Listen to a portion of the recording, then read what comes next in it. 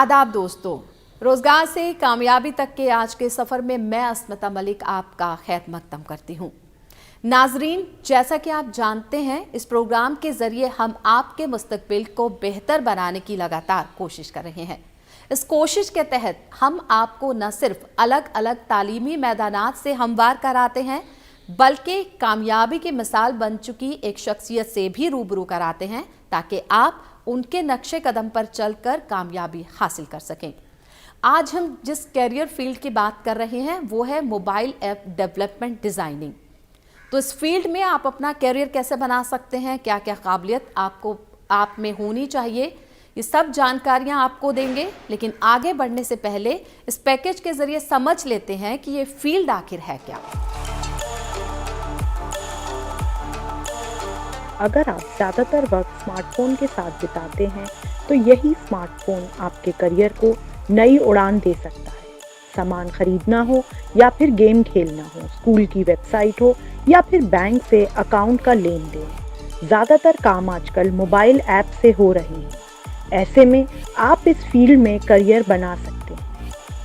Apps market data से जुड़ी research कंपनियों के मुताबिक हिंदुस्तान मोबाइल ऐप डेवलपमेंट के मैदान में दुनिया में सबसे तेज़ी से बढ़ता हुआ मार्केट। जी हाँ, मोबाइल ऐप डेवलपमेंट डिज़ाइनिंग में करियर के मौके लगातार बढ़ रहे हैं। आज के डिजिटल दौर में मोबाइल एप्लीकेशन डेवलप करने का प्रोफेशन रोज़ बरोज़ बढ़ता ही जा रहा है। ऐसे में मोबाइल ऐप डेवलपमेंट सर्विस देने वाली कंपनियों में भी इजाफा हो रहा है, जिससे इस फील्ड के लोगों को इन कंपनियों में काम करके अच्छा पैसा कमाने का मौका मिल रहा है।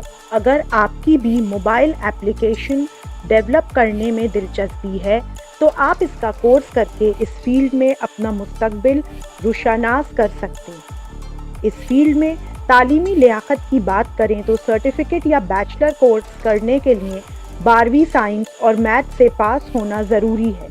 फिर बीटेक या BEE in science and engineering या बीएससी इन कंप्यूटर साइंस जैसे कोर्स कर इस सेक्टर में करियर बना सकते हैं।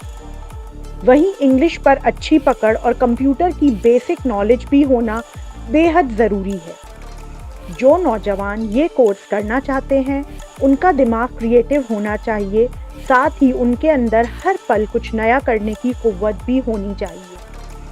आज के वक्त में लगभग सभी बिजनेस सेक्टर्स में मोबाइल ऐप का इस्तेमाल हो रहा है। ऐसा कोई भी सेक्टर नहीं है जहां पर मोबाइल ऐप का इस्तेमाल ना हो रहा है। अपने बिजनेस को डिजिटल रूप देने के लिए लगभग सभी बिजनेसमैन और कंपनियां अपना मोबाइल ऐप लॉन्च कर रहे हैं। ऐसे में अगर आपको लगता है कि आपके अंदर भी मोबाइल ऐप डिज़ाइनिंग से जुड़ी स्किल्स हैं तो तेज़ी से फ़रोग हासिल कर रही ये फील्ड आपके मुस्तकबिल को बेहतर बनाने में अहम साबित हो सकती है। उम्मीद है इस पैकेज के जरिए आपने इस फील्ड को कुछ हद तक तो समझ लिया होगा, लेकिन इसे और बारीकी से समझने के लिए और बेहतर समझने के लिए रुख करते हैं हमारे अगले सेगमेंट का, जो है करियर की बात एक्सपर्ट के साथ।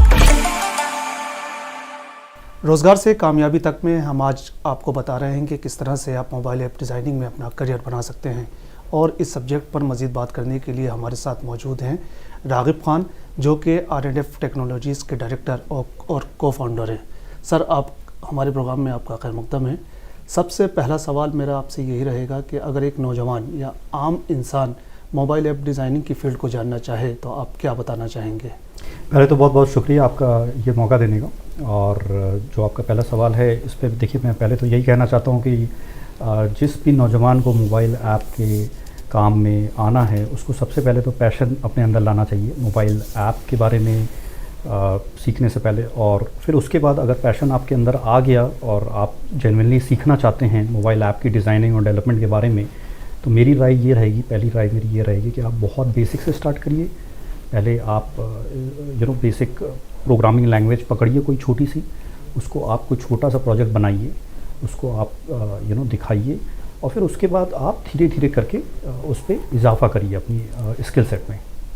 साथ ही मैं जानना चाहूँगा कि इस फील्ड में आने के लिए किस तरह की प्रोफेशनल डिग्री की ज़रूरत पड़ती है आपकी नज़र में? देखिए सालिम, बहुत अच्छा क्वेश्चन है ये आपका। तो इसका आंसर बड़ा ट्रिकी है, क्योंकि आजकल क्या है कि मोबाइल ऐप डिज़ाइनिंग और डेवलपमेंट के लिए आपको कोई डिग्री की ज़रूरत नहीं है। लेकिन अगर कोई स्पेसिफिक आप कोर्स की बात करें तो मैं ये कहूँगा कि अगर किसी ने कंप्यूटर साइंस में इंजीनियरिंग करी है या BCA करा है या MCA करा है तो उसको थोड़ा एडवांटेज मिलता है, मिलता ज़रूर है। लेकिन इसका मतलब ये नहीं कि किसी नौजवान ने अगर मान लीजिए BSc का कोर्स करा है या इवन BCom का कोर्स करा है तो वो नहीं सीख सकता। मेन मुद्दे की जो बात है वो वही है कि अगर आपके अंदर पैशन है तो आप बिल्कुल सीख सकते हैं मोबाइल ऐप का डिज़ाइनिंग, डेवलपमेंट और उसको मार्केट कैसे करना है। आजकल का दौर ही वही चल रहा है, डिजिटल दौर है पूरा।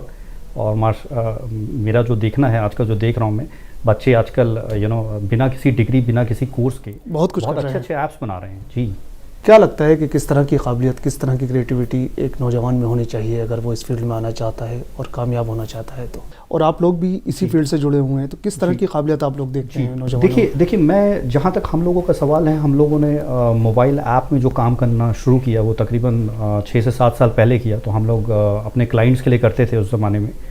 लेकिन अभी चीज़ें बहुत बदल गई हैं। पहले क्या था कि आपके प्लेटफॉर्म्स नहीं आते थे उतने, तो उसमें आपका क्या रहता था कि आपको बड़ी डीप कोडिंग स्किल्स चाहिए होती थी छोटा ऐप बनाने के लिए भी। लेकिन अभी आजकल क्या है कि आजकल तो ऐसे प्लेटफॉर्म्स और टूल्स उपलब्ध हैं मार्केट में कि बच्चे जिनको कोडिंग स्किल्स नहीं भी है जिनकी, वो भी छोटा सा बेसिक ऐप बना सकते हैं। अगर आपकी प्रोग्रामिंग नॉलेज नहीं भी है तो आप बना सकते हैं। तो जहाँ तक स्किल सेट का सवाल है, ये बड़ा ब्रॉड क्वेश्चन है। इसमें अगर किसी को प्रोग्रामिंग लैंग्वेज आती है तो इसका ज़रूर फ़ायदा है।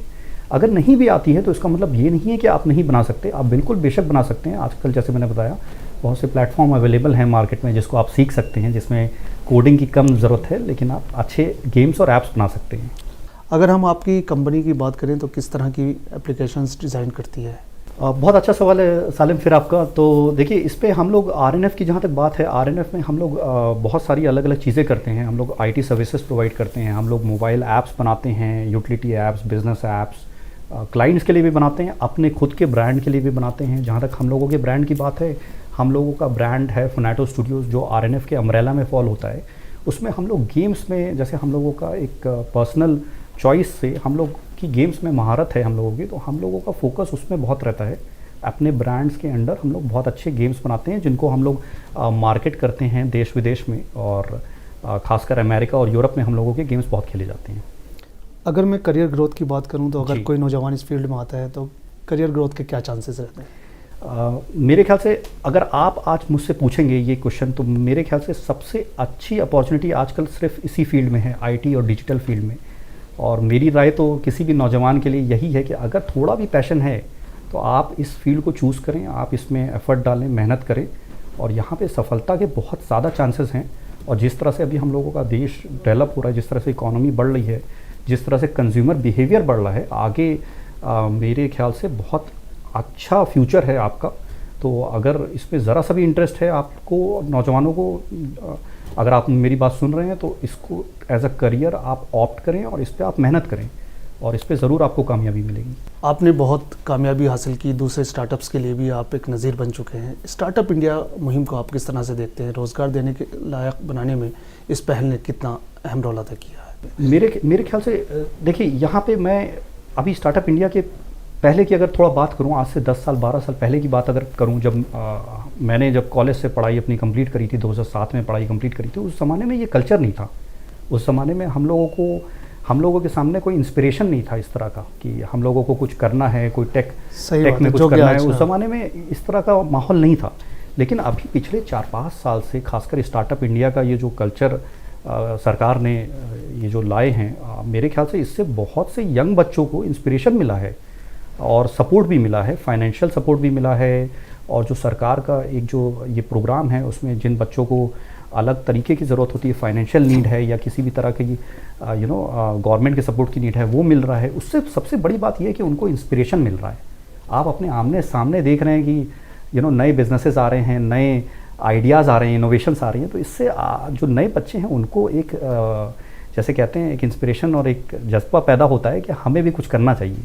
सबसे बड़ी बात मेरे ख्याल से यही है सालन। फिर से हम अपने सब्जेक्ट पर आते हैं, जैसे कि हम मोबाइल ऐप डिज़ाइनिंग की बात कर रहे हैं। कौन कौन से हमारे मुल्क में अहम सेक्टर हैं जो मोबाइल ऐप से जुड़े हुए हैं?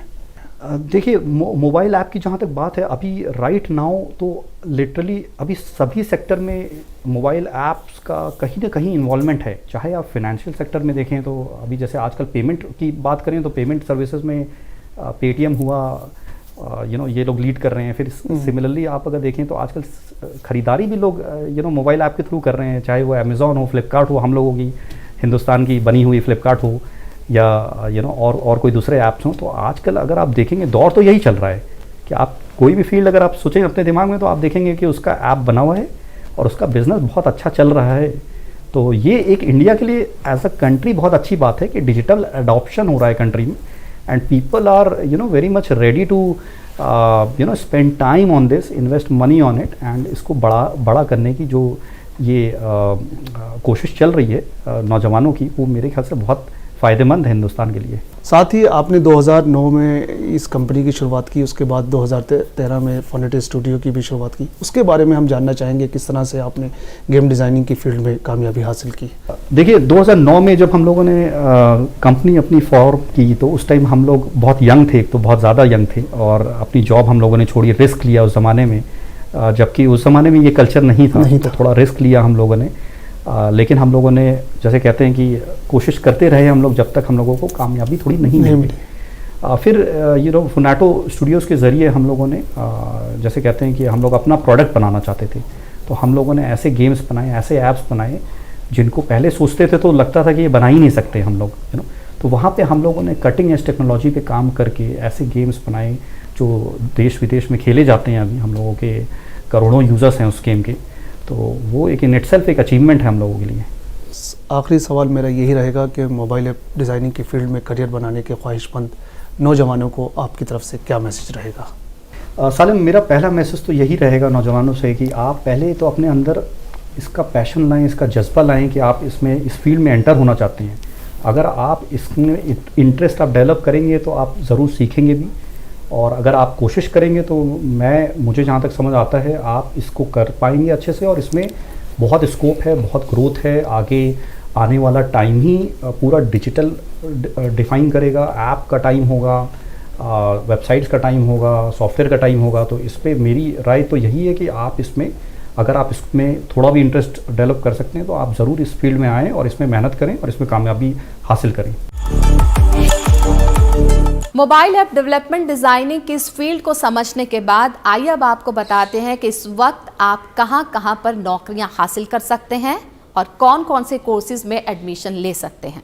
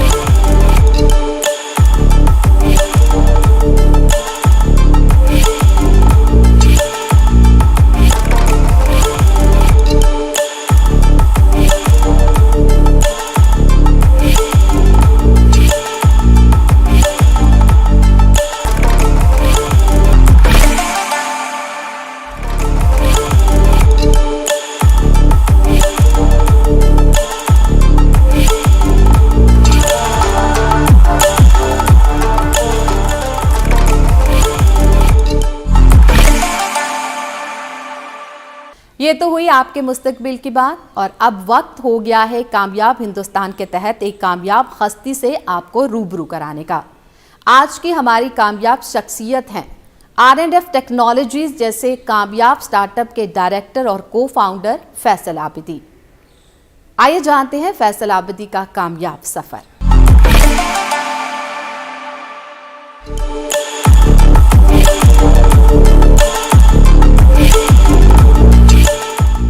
कामयाब हिंदुस्तान के तहत आज की कामयाब शख्सियत हैं R&F टेक्नोलॉजीज जैसे कामयाब स्टार्टअप के डायरेक्टर और को फाउंडर फैसल आबिदी।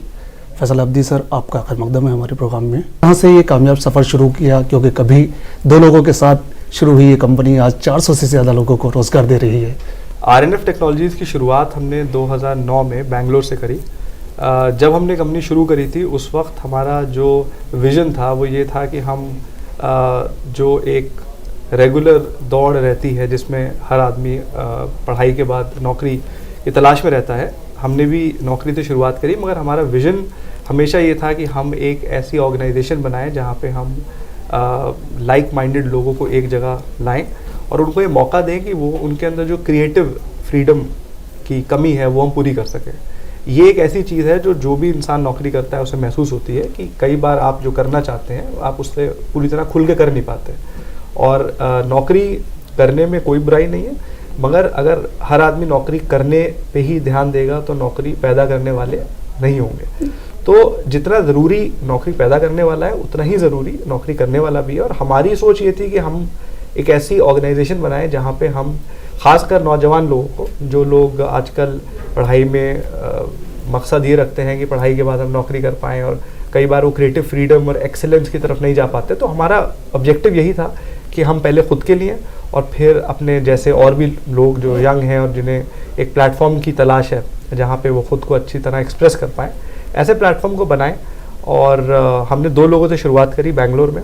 जब हमने शुरू किया उस वक्त हम लोग काफ़ी यंग थे, तो हमारी understanding of the market, understanding of कब क्या कैसे होना चाहिए वो इतनी नहीं थी। मगर हम 2 लोग थे और हम दोनों बहुत अच्छे दोस्त थे और हम लोग ने out of our friendship this thing came out. तो हमारा हमेशा से मकसद यही था कि हम एक दूसरे पे जिस तरह काउंट करते हैं वैसे ही हम एक टीम बना पाएँ, जिस टीम में हम एक टीम स्पिरिट के साथ और एक आपसी अंडरस्टैंडिंग के साथ एक ग्रुप बना पाएँ जहाँ पे हर कोई अपनी क्रिएटिविटी और अपने एक्सप्रेशन को पूरी तरह सामने ला पाए। तो आई थिंक हमारा जो मेन मकसद था वो काफ़ी हद तक पूरा हुआ है। हमने अभी तक तकरीबन 450 लोग हैं अभी एज ऑफ टुडे हमारे साथ, और हम कोशिश कर रहे हैं और कंपनी को आगे लेके जाने की। हमारा विज़न भी काफ़ी हद तक पूरा हुआ है। काफ़ी यंग लोग जो स्ट्रेट आउट ऑफ कॉलेज जिन्होंने हमें ज्वाइन करा, उन लोगों के लिए भी हमने काफ़ी ना सिर्फ रोज़गार मगर अच्छी अपॉर्चुनिटी दी है, ऐसा हमें लगता है, और हमारा आगे भी ये करते रहने का इरादा है। दूसरा सवाल मेरा ये रहेगा कि 2 दोस्तों की ये दोस्ती, रागिब खान और फैसल आबिदी की दोस्ती, ये कमाल दिखाएगी। क्या कभी सोचा था और लाखों के पैकेज की नौकरी छोड़कर खुद का अपना एंटरप्रेन्योरशिप में जाना, खुद का बिजनेस शुरू करना कितना बड़ा चैलेंज था आपके लिए? हमें हमेशा एक दूसरे की कैपेबिलिटीज़ पे पूरा भरोसा था। हमें पता था कि हम दोनों के अंदर वो स्किल्स हैं, वो कॉम्पिटेंस है कि हम जो करना चाहें वो हम कर सकें। मगर ये जो जर्नी रही है, ये जर्नी मैं से ये कहूँगा कि बहुत एक्साइटिंग रही है। और इस जर्नी में हमने ना सिर्फ बहुत कुछ सीखा मगर बहुत कुछ ऐसी चीज़ें एक्सपीरियंस करी जो शायद हम एक रेगुलर जॉब में ना कर पाते। And more than anything else I think हमें एक सेटिस्फैक्शन है कि जो चीज़ हम सोचा करते थे जब हम कॉलेज में थे कि हम लोगों को जोड़कर एक ग्रुप बना पाएंगे और उस ग्रुप के थ्रू हम दुनिया में कुछ ऐसा कर पाएंगे जिसमें लोग इन्फ्लुएंस हो हमारे काम से, हमारी कंपनी से। ये हमारे लिए एक विज़न था। और ये जर्नी आसान या मुश्किल से ज़्यादा एक्साइटिंग रही है। और एक्साइटिंग जब कोई चीज़ होती है तो आप उसकी मुश्किल को मुश्किल की तरह देखते भी नहीं हैं। तो वो मुश्किल तब लगती है जब आपको उसमें मज़ा ना आए। तो अगर आप किसी चीज़ में एंजॉय कर रहे होते हैं तो आप उसकी मुश्किल से ज़्यादा, आपको गोल आपका इतना अट्रैक्टिव लगता है कि आप उसकी तरफ बढ़ते चले आते हैं। तो ये हमारे लिए बहुत एक्साइटिंग जर्नी रही है। और अभी जर्नी की हमें ऐसा लगता है कि शुरुआत हुई है। हालांकि हमें 10 साल से ज़्यादा हो गए कंपनी खोले हुए, मगर अभी हमें लगता है कि हमारी लर्निंग चल रही है और आने वाले वक्त में हमारी उम्मीदें हैं कि हम इस लर्निंग को और आगे लेके जा सकें। कि R&F की हम बात कर रहे हैं, टेक्नोलॉजीज़ की बात कर रहे हैं, तो किस तरह का नया इनोवेशन आपकी कंपनी ने किया? और जो इसकी सिस्टर कंपनीज़ थी, अगर हम मोबाइल गेम्स ऐप की बात करें तो डिज़ाइनिंग में किस तरह की कामयाबी आपने बाहरी मुल्कों में हासिल की है? जी, दरअसल इंडिया की जो सबसे बड़ी खूबी है वो इस वक्त ये है कि इंडिया की जो आबादी है और जो यंग आबादी है वो दुनिया के बहुत मुल्कों से बहुत ज़्यादा है। इस चीज़ को आप ऐसे समझेंगे, अगर कहीं पे यंग आबादी ज़्यादा होती है और उसको आप एक डायरेक्शन दे दीजिए तो वो कंट्री बहुत तेज़ी से तरक्की कर सकता है। अगर उसी पॉपुलेशन को आप जॉब्स ना दीजिए तो वो क्राइम की तरफ भी जा सकते हैं। तो ये इंडिया की एक डबल एज स्वॉर्ड है। जो लोग इस चीज़ को एज एन अपॉर्चुनिटी देखते हैं उनके लिए इंडिया से अच्छा कोई मार्केट नहीं है, और जो लोग इसको नहीं समझ रहे वो बाहर मुल्कों में जाए और कंपेयर करें तो उन्हें एहसास होगा कि इंडिया में एक्चुअली टैलेंट की अवेलेबिलिटी बहुत है। हमें ज़रूरत है एक प्लेटफॉर्म देने की जहाँ पे हम उसे चैनलाइज कर सकें, और आई थिंक हमने अपनी कंपनी में जो करना चाहा, जैसे मैंने आपको पहले भी बताया, वो यही था कि इंडिया के टैलेंट पे हमको हमेशा यकीन था कि इंडिया में काफ़ी तादाद में अच्छे लोग मौजूद हैं जिनके अंदर एक विल पावर है, एक सपने हैं, कुछ करना चाहते हैं। और जब आप बाहर मुल्कों से कंपेयर करिए तो आपको लगेगा कि हमारे यहाँ भी टैलेंट की या ख्वाहिशों की कोई कमी नहीं है। मुझे लगता है कमी एक प्लेटफॉर्म की है। वो प्लेटफॉर्म जितना हम प्रेजेंट करते हैं लोगों को, उतना लोग उस पर आकर परफॉर्म भी करते हैं। तो हमने अपनी अलग अलग कंपनीज में जो भी इनोवेशन करा वो पीपल ड्रिवन था। पीपल ड्रिवन मतलब ये कि जैसे मान लीजिए कि कोई, अब हमारे ऐसे बहुत एग्जांपल्स हैं कि कुछ लोग आए जो एक आइडिया लेकर आए, जिन्होंने बोला कि हम ये करते हैं, हमने कहा चलिए इसको करके देखा जाए। और क्योंकि उनकी आइडिया में एक क्रिएटिविटी थी और हमने उनको वो प्लेटफॉर्म दिया, तो वो दोनों चीज़ें जुड़कर जो नेट आउटकम आया, वो आउटकम ही हमें लगता है हमारी सक्सेस है। तो हमारी सक्सेस का जो मूल आधार है, जो बेस है, वो है कि जो लोग हमारे साथ जुड़े और जिन लोगों ने अपने अपने सपनों को लाए और उस पर मेहनत करी। तो हमारा काम प्लेटफॉर्म देना था। हमारा काम ये था कि हम एक रेगुलर कंपनी की तरह ना करें कि जहाँ पे अगर आप ज्वाइन कर रहे हैं और आपके पास कोई आइडियाज़ हैं तो आप उसे ग्रो ना कर पाएँ। तो आई थिंक ये एक ऐसी चीज़ है जो इंडिया में एज अ कल्चर हम लोग कभी कभी देखते हैं कि उस तरह नहीं है। हमारे यहाँ सब कुछ पहले से बता दिया जाता है कि आप पढ़ाई करिए, फिर पढ़ाई कर आप कॉलेज करिए, कॉलेज करके आप नौकरी करिए, बट उस नौकरी में आप एंजॉय करिए, ये कोई नहीं बताता। और अगर आप उसमें एंजॉय नहीं करेंगे तो आप उसमें एक्सेल कर ही नहीं सकते।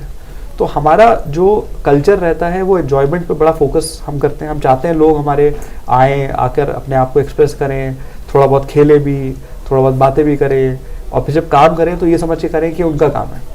तो ये कल्चरल शिफ्ट है। इस कल्चरल शिफ्ट से मुझे लगता है कि हमें काफ़ी बेनिफिट हुआ है। और हमारे यहाँ जो हम उसे कहते हैं एम्प्लॉई हैप्पीनेस, वो एक बहुत बड़ा डिस्कशन पॉइंट रहता है हमेशा, कि हमने टैलेंटेड लोगों को जोड़ तो लिया मगर उनको खुश रखना, उनको अपने विजन के साथ जोड़ना, ये बहुत ज़रूरी है। साथ ही मैं जानना चाहूँगा कि किस तरह का काम हाल फिलहाल में आपकी कंपनी कर रही है। तो हम लोग अलग अलग काम एक वक्त में करते हैं, क्योंकि हमने अपने टीम का स्ट्रक्चर ऐसा बना रखा है। तो हमारे यहाँ 3-4 किस्म का मुख्तलिफ काम होता है। हम लोग इवेंट्स ऑर्गेनाइज कराते हैं जिसमें हम लोग कॉन्फ्रेंसेस कराते हैं दुनिया भर में। हमने दुबई में, अमेरिका में कॉन्फ्रेंसेस कराई हैं और अभी भी करा रहे हैं। उसके अलावा हम लोग टेक्नोलॉजी सॉल्यूशंस देते हैं, जहाँ पे हम टेक्नोलॉजी पे बेस्ड जो भी काम दुनिया में कहीं पे भी किसी को ज़रूरत है वो काम हम यहाँ पे बैठ के करते हैं। तीसरा, हम लोग गेम्स बनाते हैं। गेम्स हम लोगों ने आपके जितने भी मोबाइल डिवाइस सब पे बनाए हैं, उनके मिलियंस ऑफ डाउनलोड्स हो चुके हैं गेम्स के, और दुनिया भर में लोग उन गेम्स को एंजॉय करते हैं। आखिरी, हम लोग ऑनलाइन मार्केटिंग, डिजिटल मार्केटिंग की सर्विस भी प्रोवाइड करते हैं, और ये ज़्यादातर चीज़ें हम अमेरिकन मार्केट और वेस्टर्न मार्केट पे ज़्यादा फोकस करते हैं, क्योंकि जैसे मैंने आपको बताया इंडिया की जो स्ट्रेंथ है वो यहाँ के लोग हैं।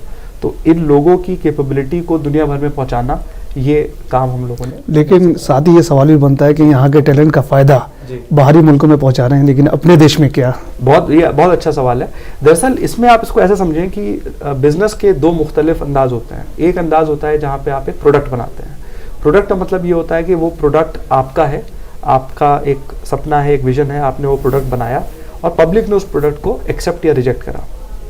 यहाँ पे आपका टैलेंट आप इन हाउस यूज़ करते हैं और आप अपने देश की तरक्की में योगदान देते हैं। दूसरा तरीका ये होता है कि आप अपने इमेंस पूल को, आपका जो टैलेंट पूल इतना ज़्यादा है, आप उसको यूज़ कर उनको रोज़गार दीजिए, और आप एक ऐसी पार्टनरशिप बनाइए जहाँ पे ना सिर्फ वो लोग ग्रो करें बट आप उनके साथ ग्रो करें। और इसका एक बहुत, मैं आपको एग्जांपल दूं अगर अच्छा, तो आप ऐसे सोचें कि TCS, इन्फोसिस, ये ऐसी कंपनीज हैं जहाँ पे ऑलमोस्ट हर घर का कोई ना कोई बच्चा नौकरी कर रहा है। ये सारी कंपनियों ने जो चीज़ करी है वो यही करी है कि इन्होंने यहाँ के टैलेंट पूल को और अमेरिकन डिमांड को मिक्स कर कर दोनों कंट्रीज की तरक्की में योगदान दिया है। और हम लोगों का जो कॉम्बिनेशन है वो कुछ ऐसा है कि हमने सर्विसेज और प्रोडक्ट्स दोनों को एक साथ लेके चला है। तो हमारे हम one of the only companies हैं अपनी फील्ड में, गेमिंग में, और हम ग्लोबली कम्पीट करते हैं। हमारे जो कंपेटिटर्स हैं उनमें इंडियन कंपेटिटर्स बिल्कुल नहीं है, हमारे अमेरिकन कंपेटिटर्स हैं, यूरोपियन कंपेटिटर्स हैं, और वहाँ पे हम इंडिया के टैलेंट पूल का यूज़ कर इंडिया के अंदर एक वैल्यू ड्रिवन कंपनी बना रहे हैं। और जहाँ तक सर्विसेज का सवाल है, सर्विसेज में जैसे मैंने आपको बताया, सर्विसेज में आप लार्ज क्वांटिटी को केटर कर सकते हैं। प्रोडक्ट की टीम्स यूजुअली आप देखेंगे कि छोटी होगी। कम वक्त में इतनी बड़ी कामयाबी और अब करोड़ों रुपए का टर्नओवर, आगे की प्लानिंग क्या है? आगे की प्लानिंग यही है कि जो भी हमने अभी तक सीखा इसका इस्तेमाल कर कर हम अपने सपने को आगे लेके जा सकें। मुझे लगता है हमारे सपने की अभी शुरुआत हुई है। हमने जो 10 साल पहले एक विज़न बनाया था कि हम लोग कुछ ऐसा करें कि जहाँ पे हम ख़ुद के लिए और अपनी टीम्स के लिए और बाकी इन जनरल सोसाइटी के लिए भी जितना हम कंट्रीब्यूट कर सकें अपनी तरह से उतना हम करें। मुझे लगता है ना सिर्फ कंपनी की ग्रोथ मगर कंपनी से जुड़े हुए लोगों की ग्रोथ और हमारी वजह से सोसाइटी में जो भी हम पॉजिटिव मैसेज कन्वे कर सकें या कंट्रीब्यूट कर सकें, हमारा एक विज़न ये भी रहता है।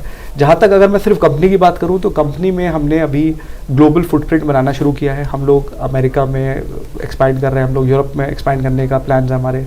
उसके अलावा हमने अपनी रिक्रूटमेंट बढ़ाई है काफ़ी ज़्यादा। तो आने वाले महीनों में हमारी उम्मीद है कि हम काफ़ी ज़्यादा लोगों को और अपने साथ जोड़ पाएंगे। और आजकल हम लोग काफ़ी एग्रेसिवली लोगों को अपने साथ जोड़ रहे हैं। कोरोना में लोग अपने ऑफिस छोटे कर रहे थे, हम बड़े कर रहे थे। अभी हमने एक ऑफिस लिया है, हमारा इरादा और ऑफिस ऐड करने का है। तो मुझे ऐसा लगता है कि हमने पिछले 10 साल में जो सीखा वो एक लर्निंग फेज़ था और अब इस लर्निंग को इम्प्लीमेंट कर कर हम आगे जहाँ तक भी ले जा पाएंगे उसको ले जाने की पूरी कोशिश करेंगे। जी, बहुत अच्छी जानकारी आपने दी। अब आखिरी सवाल के नौजवानों, खासकर इंजीनियरिंग या जामिया मिलिया इस्लामिया जो भी कहें, आम नौजवानों के लिए आपका क्या मैसेज रहेगा? मेरा मैसेज एक्चुअली बड़ा सिंपल है और ये मैसेज मैंने अपने भाई के लिए, अपने आसपास वालों के लिए, अपने जानने वालों के लिए ऑलरेडी जब भी बात होती है मैं यही बात कहता हूँ कि हमें अपने आप को किसी से कम या ज़्यादा नहीं समझना चाहिए। हमारे अंदर कैपेबिलिटी भी होती है और हमारे अंदर कभी इट्स नेवर टू लेट। कई लोगों को लगता है कि अगर हमने इंजीनियरिंग नहीं कर पाए या यहाँ से नहीं कर पाए तो बहुत देर हो गई है। ऐसा बिल्कुल नहीं है। ऐसा कई लोगों को लगता है कि हम तो ऑलरेडी 5 साल से ये काम कर रहे थे, हमें करना कुछ और था, तो बहुत देर हो गई है। तो देर तब तक नहीं होती जब तक हम ये मान न लें कि देर ना हो गई है।